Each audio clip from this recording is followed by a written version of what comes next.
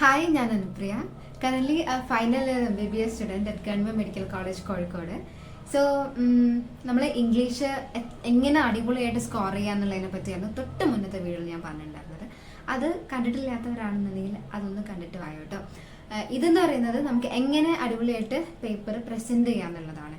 അപ്പോൾ ഇംഗ്ലീഷിൽ മിക്കവാറും നമ്മൾ കുറേ എഴുതുന്നുണ്ടായിരിക്കും, പക്ഷേ നമ്മൾ ഉദ്ദേശിക്കുന്ന മാർക്ക് എപ്പോഴും കിട്ടണമെന്നില്ല. കുറച്ച് കാര്യങ്ങളൊക്കെ നമ്മൾ ശ്രദ്ധിക്കണം.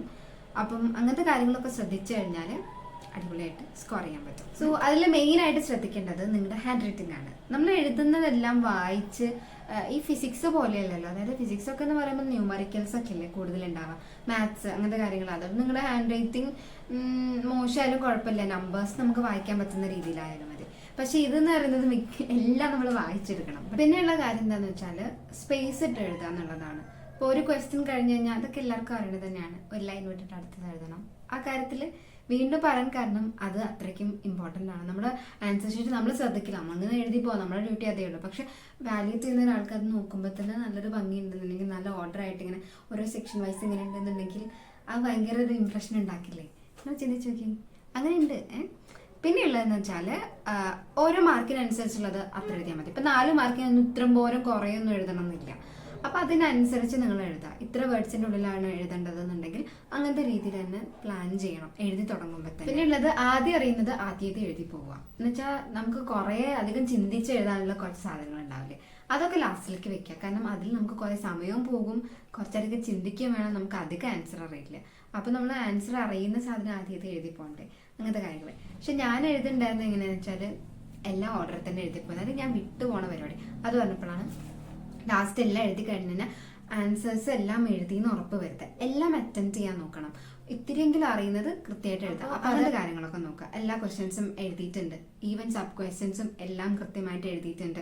എവിടെയും നമ്മൾ വിട്ടു പോകരുതല്ലോ. അങ്ങനത്തെ കാര്യങ്ങളൊക്കെ ക്രോസ് ചെക്ക് ചെയ്യണം. അപ്പം എക്സാമിൻ ഇപ്പം അതിൻ്റെ സമയം കഴിയുന്നതിൻ്റെ കുറച്ചൊരു 5-10 മിനിറ്റ് മുമ്പ് തന്നെ നമ്മൾ ഈ കാര്യങ്ങളൊക്കെ റെഡിയാക്കി വെക്കണം.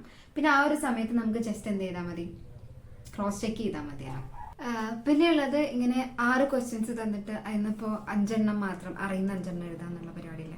അപ്പോൾ ആ ക്വസ്റ്റ്യനിൽ നിങ്ങൾ 6ഉം കൃത്യമായിട്ട് വായിക്കുക. എന്നിട്ട് ഏറ്റവും നന്നായിട്ട് അറിയുന്ന 5 എണ്ണം പെട്ടെന്ന് സെലക്ട് ചെയ്യാൻ നോക്കുക. അപ്പം ഞാൻ ചെയ്തിട്ടുണ്ടായിരുന്നത്, എനിക്ക് ഒരു വാശിയായിരുന്നു 6 എണ്ണത്തിൽ 6 അറിയണം എന്നുള്ളത്. എന്നാൽ പിന്നെ അങ്ങനെ വായിച്ചിട്ട് എന്താണ്, അപ്പോൾ ആദ്യത്തെ 5 എണ്ണം തന്നെ മിക്കവാറും ഞാൻ എഴുതി പോകുമായിരുന്നു.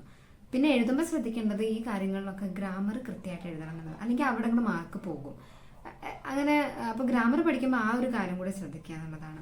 അപ്പം ഇങ്ങനത്തെ കുറച്ച് കാര്യങ്ങളൊക്കെ ശ്രദ്ധിച്ചിട്ട് കൃത്യമായിട്ടൊക്കെ നോക്കിക്കഴിഞ്ഞാൽ ഇംഗ്ലീഷിൽ നല്ല സ്കോർ അത്യാവശ്യം രീതിയിൽ നിങ്ങൾക്ക് കിട്ടും. അങ്ങനത്തെ കാര്യങ്ങൾ, അതായത് സ്റ്റോറി ലൈൻ കൃത്യമായിട്ട് നിങ്ങൾക്ക് അറിയണം. പിന്നെ അതിൻ്റെ മേലെ ബിൽഡപ്പ് ചെയ്യാൻ അറിയണം ആ ക്വസ്റ്റ്യൻസ് വരുമ്പോൾ. അത് മാത്രമല്ല ഇങ്ങനത്തെ സ്പീച്ച്, മറ്റേ ലെറ്റർ, അങ്ങനത്തെ കാര്യങ്ങളൊക്കെ ഉണ്ടല്ലോ, ആ സാധനം കൂടി കൃത്യമായിട്ട് എന്ത് ചെയ്യണം, ഒരു മോഡൽ നേരത്തെ പഠിച്ചു വെക്കുക. ഇത് ഞാൻ മുന്നത്തെ വീട്ടിൽ പറഞ്ഞിട്ടുണ്ട്.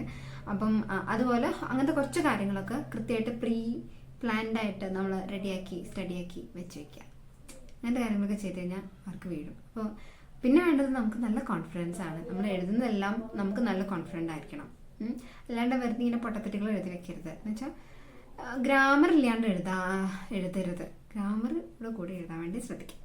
അപ്പോൾ ഇത്രയും കാര്യങ്ങളൊക്കെ ചെയ്ത് കഴിഞ്ഞാൽ തന്നെ കുറേയൊക്കെ റെഡിയാവും. അപ്പോൾ എല്ലാവരും നല്ല രീതിക്ക് തന്നെ പഠിക്കുക. ടെക്സ്റ്റ് ബുക്കൊക്കെ നല്ലോണം വായിക്കുക, ക്വസ്റ്റ്യൻസ് ഒക്കെ നല്ലോണം പ്രാക്ടീസ് എഴുതി പഠിക്കുന്ന അങ്ങനെ, അല്ലെങ്കിൽ നല്ലോണം വായിച്ച് കൃത്യമായിട്ട് മനസ്സിലാക്കി വയ്ക്കുക. ഓക്കെ, അപ്പോൾ ശരി, ബൈ. All the best.